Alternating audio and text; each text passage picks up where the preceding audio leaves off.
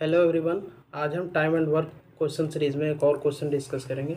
जैसा ये क्वेश्चन आप स्क्रीन पर देख सकते हैं, 2 men can build a wall in 15 and 12 hours respectively, but if they work together they use 280 less bricks per hour and build a wall in 12 hours.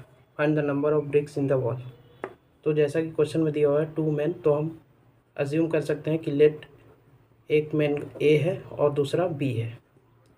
तो पहला जो है वो 15 आवर में एक वॉल को बना देता है और दूसरा जो है 12 आवर में उस वॉल को बना देता है। अब मैंने प्रीवियस वीडियो में भी बताया था कि जो टोटल वर्क है वो कैसे निकलता है। वो एलसीएम होता है जो ए और बी के द्वारा टाइम लिया गया है उसका। तो ए के द्वारा 15 आवर लिया गया है, बी के द्वारा 20 आवर लिया गया है। तो 15 और 20 का एलसीएम हमारे पास आ जाएगा 60। तो ये 60 जो है ये टोटल वर्क हो जाएगा। टोटल वर्क हो जाएगा, या यहाँ पे हम बोल सकते हैं कि टोटल जो नंबर ऑफ ब्रिक यहाँ पे जो लगे वॉल में वो हो सकता है टोटल वर्क, और वी कैन से ब्रिक्स जो टोटल होगा वो होगा। ठीक है। इसके बाद क्वेश्चन में आगे कहता है if they work together they can use 280 less brick.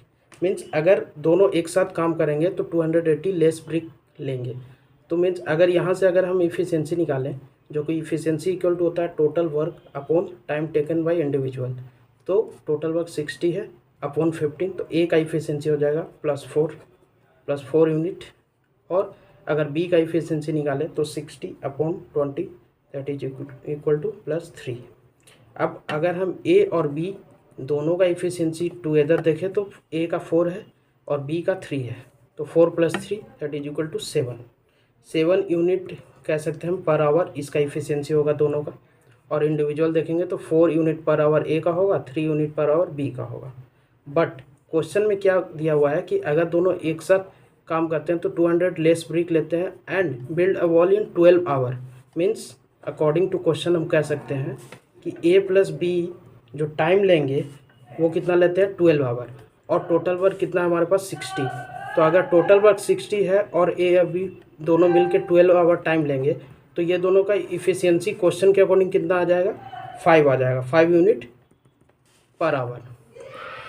तो ये इफ़िशियंसी है जो क्वेश्चन के अकॉर्डिंग आ गया, और ये जो है हम निकाले हैं। तो यहाँ पे अगर हम देख सकते हैं दोनों के बीच में डिफरेंस है। डिफरेंस कितने यूनिट का है, यहाँ पे 5 है, यहाँ पे 7 है। डिफरेंस कितने यूनिट का आ रहा है, 2 यूनिट का आ रहा है।